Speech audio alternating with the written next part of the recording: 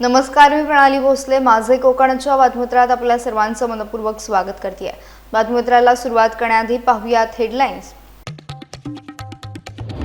अनधिकृत शाळांवर जिल्हा परिषदेचा दणका, विद्यार्थ्यांच्या भवितव्यासाठी कठोर कारवाई. अनधिकृत शाळांची होणार तपासणी, नियमभंग करणाऱ्यांवर कारवाईचे संकेत. रायगड जिल्ह्यातील जलजीवन मिशनच्या रखडलेल्या कामांना गती मिळण्याची चिन्ह, जलजीवन मिशनला 134 कोटींचा निधी. गुहागर तालुक्यातील कुटगिरी गावठणवाडी येथे मोठी दुर्घटना, कुटगिरीत लोखंडी पूल कोसळला. आणि केतकर बंधू ज्वेलर्सच्या नव्या शाखेचे उद्घाटन, मान्यवरांच्या उपस्थितीत भव्य सोहळा. लांजात सुरू झाली 4थी शाखा. पाहूया सविस्तर वृत्त.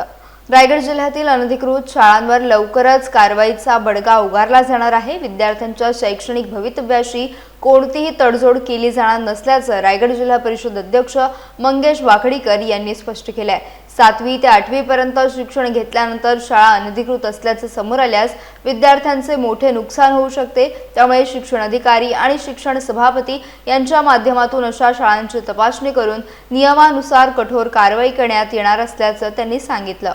खऱ्या अर्थानं ज्या अशा अनधिकृत शाळा आहेत तर त्यांच्यावर निश्चितच कारवाई केली जाईल, कारण मुलांचं भविष्य हे महत्वाचं आहे.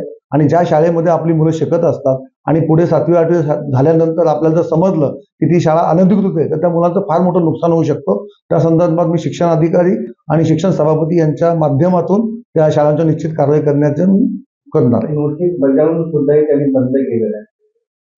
तर त्या संदर्भात मी पूर्ण त्याच्यावर कारवाई करण्यासाठी जी काय लागेल ते 100% मी इम्प्लिमेंटेशन करतो. येणाऱ्या 8 दिवसात आपल्याला त्याचं इम्प्लिमेंटेशन दिसेल. रायगड जिल्हा परिषदेची स्थापना झाल्यानंतरची 3री सर्वसाधारण सभा पार पडली. या बैठकीत अनेक महत्त्वाच्या विषयांना मंजुरी देण्यात आली. जिल्ह्यातील सुमारे 1200 भजनी मंडळांना भजन साहित्य, विद्यार्थ्यांसाठी व्यायाम साहित्य तसेच प्रत्येक जिल्हा परिषद शाळा हायटेक करण्याच्या महत्त्वाकांक्षी योजनेला देखील हिरवा कंदील देण्यात आला. या अंतर्गत शाळांमध्ये CCTV, LED TV आणि शुद्ध पिण्याच्या पाण्यासाठी वॉटर फिल्टर उपलब्ध करून दिले जाणार आहे.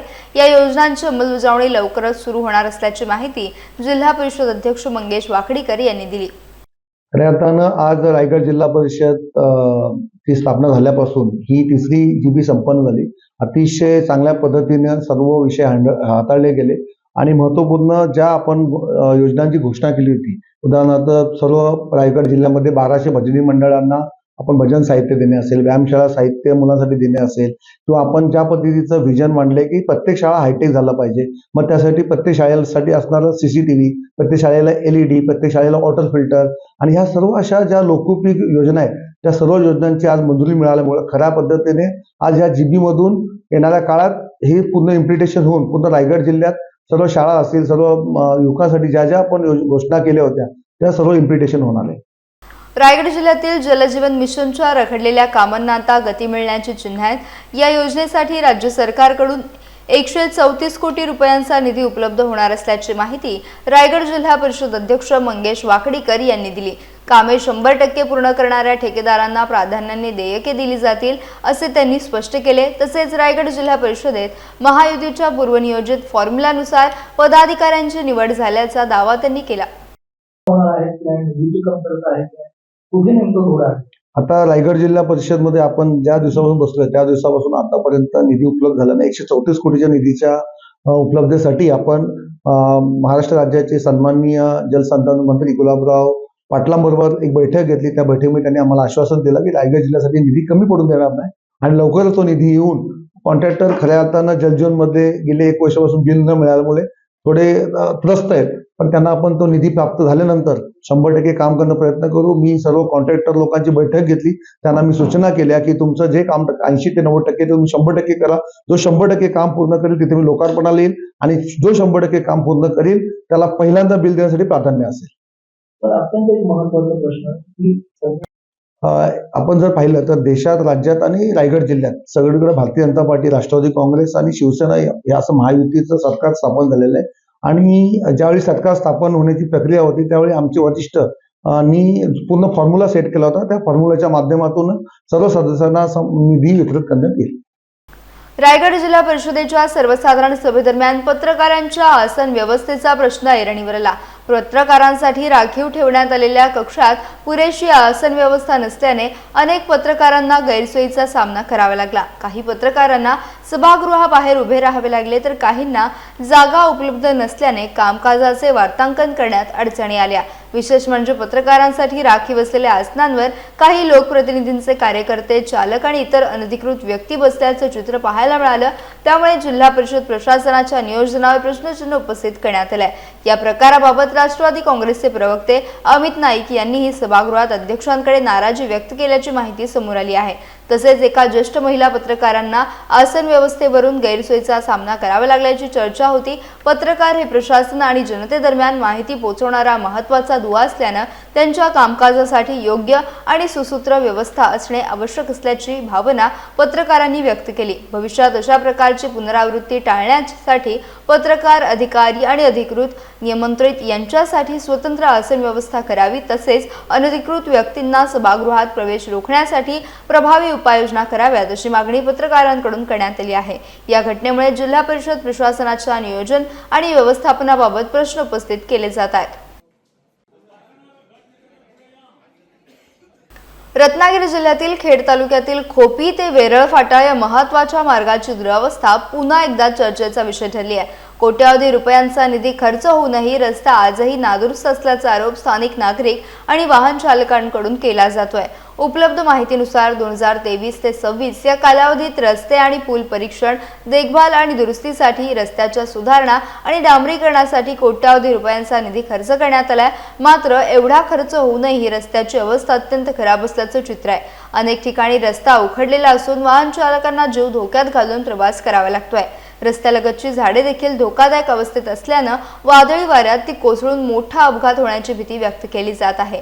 या पार्श्वभूमीवर रस्त्याच्या कामाच्या दर्जाची प्रत्यक्ष तपासणी होते का, तसेच सार्वजनिक बांधकाम विभागाकडून संबंधित ठेकेदारांवर योग्य देखरेख ठेवली जाते आहे का, असा सवाल उपस्थित केला जातोय। निकृष्ट दर्जाच्या कामामुळे शासनाच्या निधीचा अपव्यय होत असल्याची चर्चा सध्या सुरू आहे। या प्रकरणात प्रशासन कोणती भूमिका घेणार, कामाच्या गुणवत्तेची चौकशी होणार का आणि नागरिकांना सुरक्षित रस्ते कधी मिळणार याकडे वाहन चालक आणि प्रवाशांचे लक्ष लागले।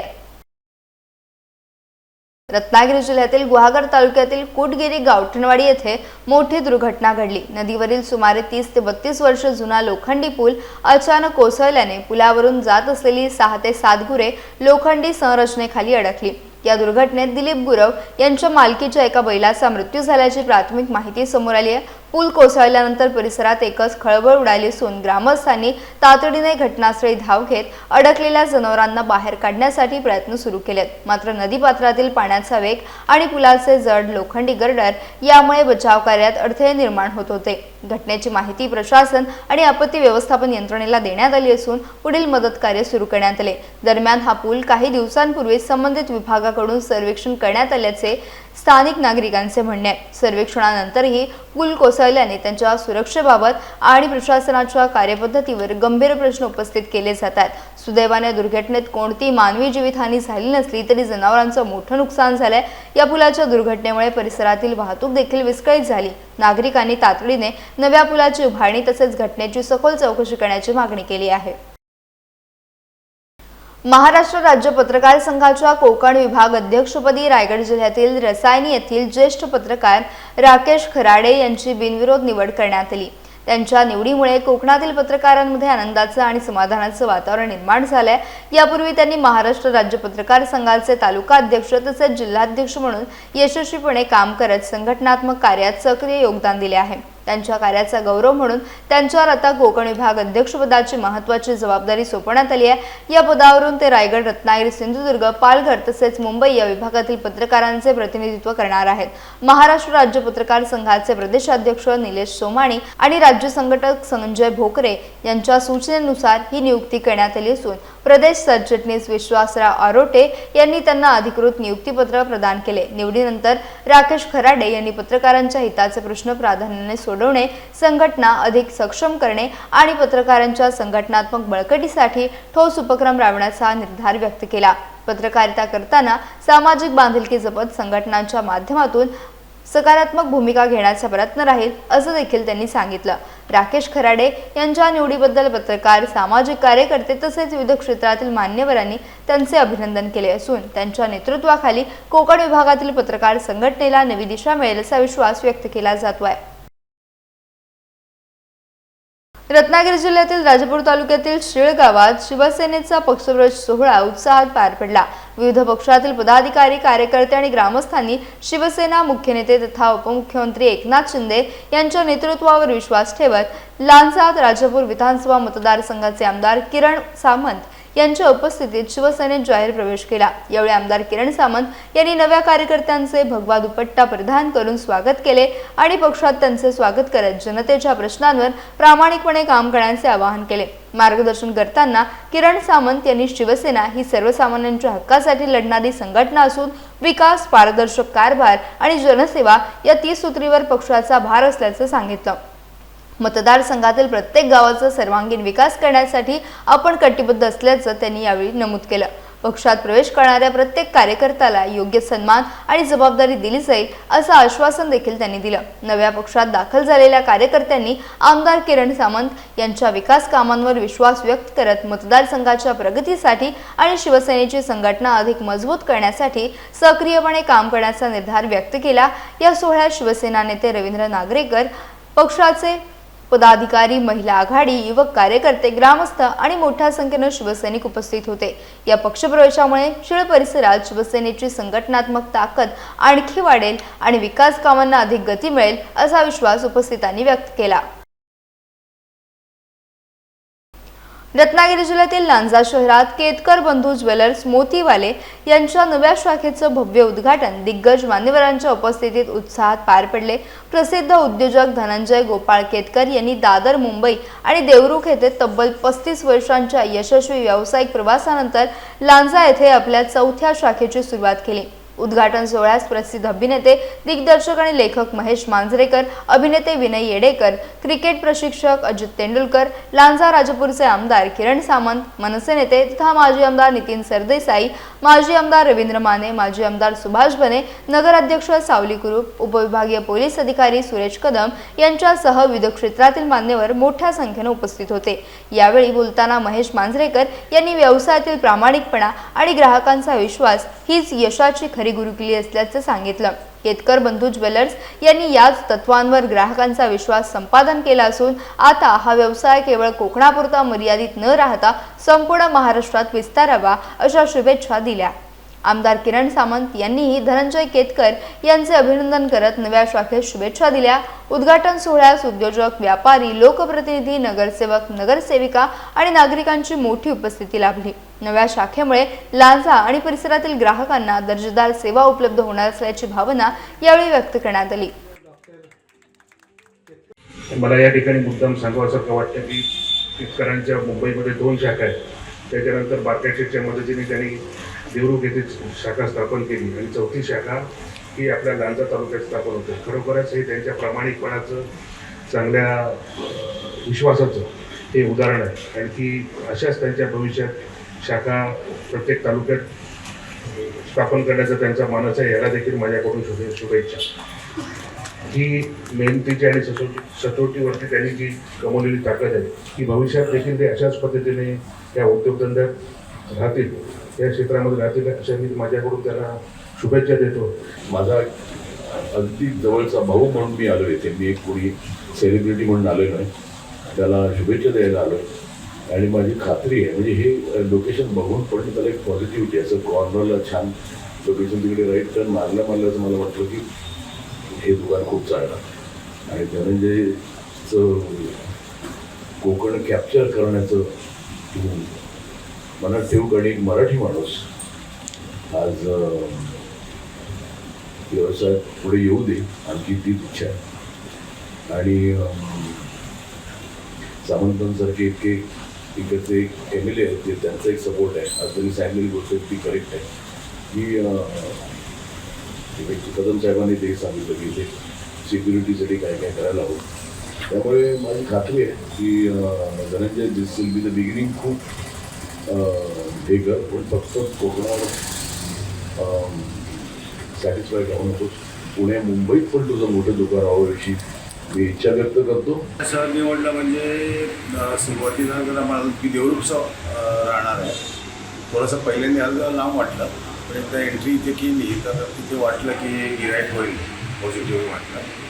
आणि थोडंसं फिरण्यावरती ही जागा मिळाली. भगवान बेकरींची जागा चांगली होती म्हणून आता इथे झालं ओपनिंग केलं आहे आज. आणि कमी वजनाचे दागिने आपण ठेवतो इथे आणि खूप सुंदर डिझाईन्स आहेत. कांदावासीने त्याचा लाभ घ्यावा. तसंच भाव सोन्याचे वाढलेले आहेत सध्या, त्यामुळे 1 ग्रॅमचं पण वरती दालन उघडलं आहे, तर ते पण आकर्षक दागिने ठेवतो. एकदा सगळ्यांनी भेट द्यावी. यासह बातमीपत्रात वेळ झाली इथेच थांबण्याची. भेटूयात नवीन बातमीपत्रासह. तोपर्यंत तुम्ही कुठेही जाऊ नका. पाहत राहा फक्त माझे कोकण.